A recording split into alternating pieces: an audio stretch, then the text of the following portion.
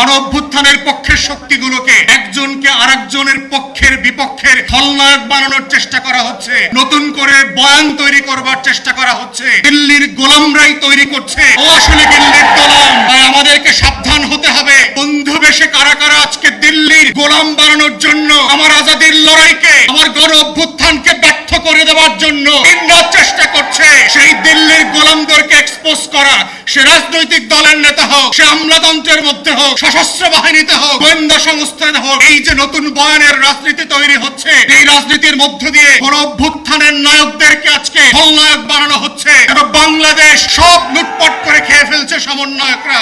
এই যে নতুন বয়ান, এই শত্রু তৈরির বয়ান হচ্ছে বাংলাদেশকে আবার আজাদি বিক্রি করে দিয়ে দিল্লির হাতে তুলে দেওয়ার বয়ান।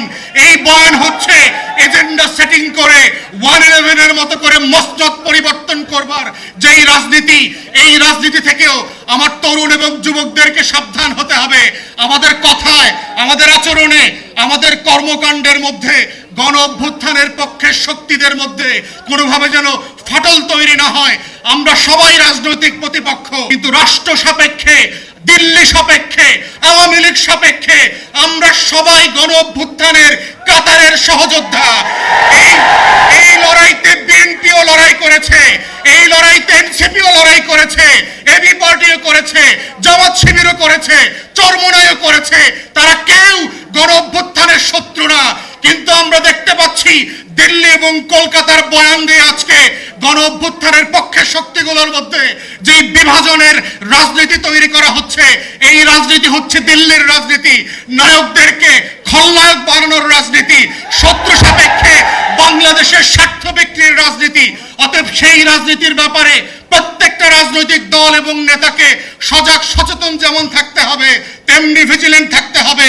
এই গণ অভ্যুত্থানের আপনারা যারা সম্মুখ সারির সহযোদ্ধা ছিলেন, পাশে পাশে বসে, প্রান্তে প্রান্তে বসে যারা লড়াই করেছেন, আবু সাইদ মুগ্ধের মতো যারা এখনো আবাবিলের মতো বুক চেতিয়ে বসে আছেন, লাল সবুজের পতাকার দিকে চুপটি মেরে যে তাকাবে শকুনের মতো, ওই শকুন চুপটি মেরে চোখ সহ তুলে দেওয়া হবে। সার্বভৌমত্বের প্রশ্নে, স্বাধীনতার প্রশ্নে, আজাদির প্রশ্নে কোনো কম্প্রোমাইজ হবে না।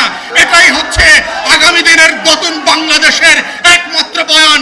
এবং সেই বয়ানের নেতৃত্বে এনসিপি থেকে শুরু করে জাতীয় যুব শক্তির নেতৃত্ব দেবে।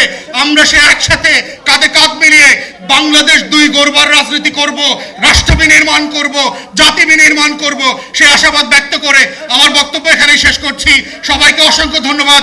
আসসালামু আলাইকুম।